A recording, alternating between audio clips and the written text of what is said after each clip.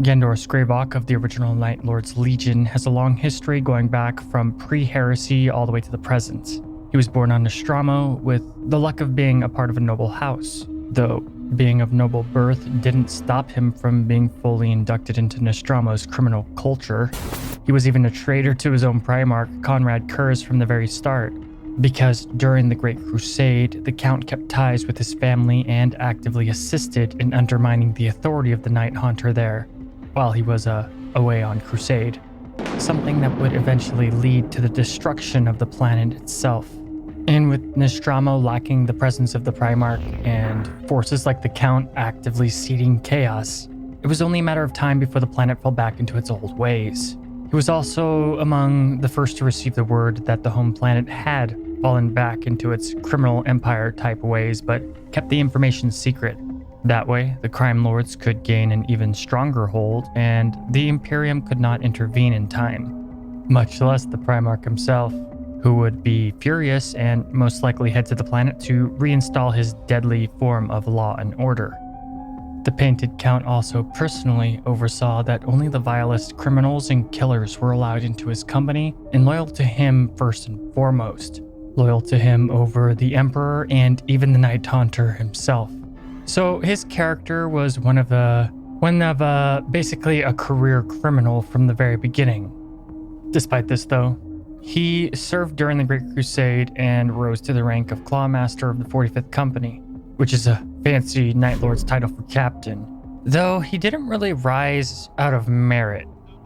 Like many Night Lords, he was extremely arrogant and aggressive when things were in his favor, but when he didn't have the advantage, he was pretty much kind of cowardly. He was quick to run if things looked kind of fishy, and he was quick to attack if it looked like things were gonna go his way. And he was never really a warrior in the way that we would think of the Legiones Astartes. He was more just a superhuman criminal thug. Though he did rise pretty high because of his cunning, he had his own ship even, known as the Umber Prince. Though he'd eventually even command the Nightfall itself, the flagship of Conrad Kurz. At least he commanded it at the peak of the Horus Heresy. During the Thramas Crusade, he and his legion got rocked by the Dark Angel's Legion, what is known as the Splintering, which split up the Night Lords into a bunch of fragments lacking cohesion that kinda all went off in their own directions. He'd eventually link up with Captain Krukish the Pale of the Night Lords' 103rd Company, and together they headed to Imperium Secundus because of the Pharaoh's Beacon, and eventually to the doomed world of Sotha, which later in the 41st millennium gets ravaged by the Tyranids and even almost destroying the planet's defenders, the Scythes of the Emperor. Anyway, now serving under one of the main enemy commanders during the Battle of Sotha, the Painted Count had an interesting encounter with a demon. The Painted Count made a deal with the warp entity, and in so doing took a key loyalist stronghold during the battle. This demon then manifested itself as a sword, which the Count did not want to possess, so he gave it to one of his underlings that he didn't like, hoping it would harm him somehow. At the end of the battle though, he was transported to the Nightfall, and once upon the ship, he betrayed Captain Krukish the Pale and shot him when he wasn't looking, killing him. He was taken prisoner for his actions, but was then shocked that his jailer was the very underling he'd given the demon sword to, and it actually hung at the Legionnaire's side. He thought he'd gotten rid of it on Sotha and would never see it again, and he felt a lot of fear. He feared the demon and the pact that they'd made. The Painted Count then did everything he could to destroy the sword, but no matter what he did, the thing somehow found its way back to him. He even shot it out into space, but it somehow made it back to him not long after, and the supernatural way the sword followed him haunted the Painted Count. However, he wasn't about to let his fear get in the way of his ambition, and wanted to seize authority over the Nightfall and the Legion as a whole.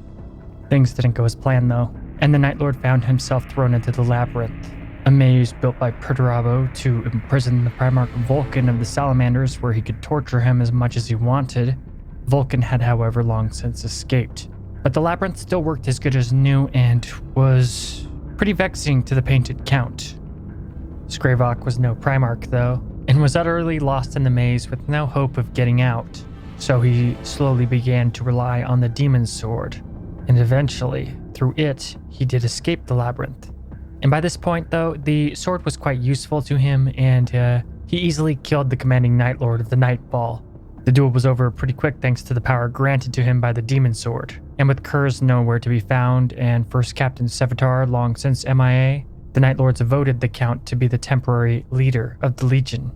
Well, the shattered remnants of the Legion at least. So he then organized what forces they had to participate in the Siege of Terra, declaring himself Lord Commander of the whole Night Lords Legion. And upon arrival in the Sol System, War Master Horus himself legitimized this claim. Hearing of the labyrinth within the Nightfall, 8th Captain Karn of the World Eaters came to the Count for a favor. His Primarch Angron was in a complete fury because the Death Guard Legion was going to be granted the honor to assault Terra first, an honor that Angron saw as his by right. And when the Primarch wasn't being muted and put in his place by Abaddon during war councils, the Red Angel was killing his own legionnaires upon his flagship, this being kind of a bad thing overall for victory. Karn locked the Demon Primarch away in the ship's thrall decks. But this also was not good because Angron went around killing everyone. And if there's no crew to keep the ship running, then there wouldn't be any ship at all. So without the thralls, the engines themselves would be left unkempt and eventually explode. So Karn had to do something quick and approached the Count to teleport Angron into the labyrinth, to which he agreed to after a cocky conversation that almost drove Karn into a rage to attack him, but in the end the Demon Primarch was away from causing harm to the cause, at least until he was needed for the assault on Terra, but the problem was solved for the time being. Now, the Painted Count at this time was utterly consumed in ego and his own gravitas. He sought glory first and foremost without much recognition of the other legions' plans and overall strategies. So he and his Night Lords were actually the first of the traitor legions onto Terra's walls, an incredible honor that he paid for in the blood of his assault squads and loyalists, though this accomplishment would be mostly ignored by the traitor Primarchs and other legions. Yet the power that the demon sword granted the Count made him cocky to the extreme. He led his raptors to assault the Blood Angels on top of the Eternity Gate, and there the Count saw the legendary hero of the chapter, First Captain Ralderon. He challenged the Blood Angel to a duel, and for a little bit he was actually doing pretty well for himself.